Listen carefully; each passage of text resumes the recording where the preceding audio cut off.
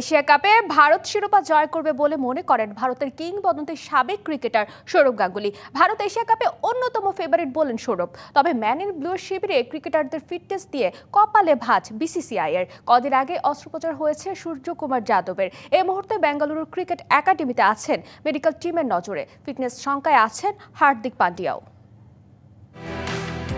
নানা জল্পনা কল্পনার পর এশিয়া কাপে অংশ নিতে যাচ্ছে ভারত। আগামী 9 সেপ্টেম্বর থেকে শুরু হবে এশিয়ার শ্রেষ্ঠত্বের এই আসর। এরই মধ্যে শুরু হয়ে গেছে এশিয়া কাপ নিয়ে ক্রিকেট বিশেষজ্ঞদের নানা রকমের প্রেডিকশন। এবার এশিয়া কাপে কারা থাকছে ফেভারিটের তালিকায় তা নিয়ে নিজের প্রেডিকশন দিলেন ভারতের কিংবদন্তি সাবেক ক্রিকেটার সৌরভ গাঙ্গুলি।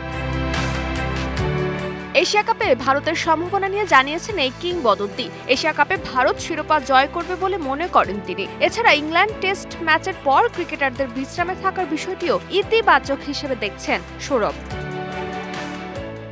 ক্রিকেটাররা বিশ্রামের জন্য প্রয়োজনীয় সময় পেয়েছে। ভারত খুবই শক্তিশালী ও ফেভারিট। আমি মনে করি ভারত যদি লাল বলের ক্রিকেটে শক্তিশালী হয় তবে সাদা বলের ক্রিকেটে আরও বেশি শক্তিশালী। তাই আমার মতে ভারত ফেভারিট এবং দুবাইয়ের ভালো উইকেটে তাদের হারানো খুবই কঠিন হবে। তবে ভারতের চিন্তার জায়গা হয়ে দাঁড়িয়েছে ক্রিকেটারদের ফিটনেস সমস্যা। হার্দিকের পাশাপাশি ভারতের টি-20 দলের অধিনায়ক সূর্যকুমার যাদবের ফিটনেস নিয়েও সংশয় রয়েছে। কয়েকদিন আগে ফিটনেস পরীক্ষা দিয়েছেন শ্রেয়াস আয়ার। এদিকে ভারতের বেশ কিছু গণমাধ্যমের খবর অনুযায়ী জুন মাসে অস্ত্রোপচার হয়েছে সূর্যের। এখনো পুরোপুরি সুস্থ হননি তিনি। বেঙ্গালুরুতে জাতীয় ক্রিকেট একাডেমিতে রয়েছেন এখন। আরো অন্তত এক সপ্তাহ সেখানে থাকতে হবে ভারত অধিনায়ককে। সেখানেই মেডিকেল দল তার উপর নজর রাখছে। ফারজানা জাহান প্রিয়া, ডিবিসি নিউজ।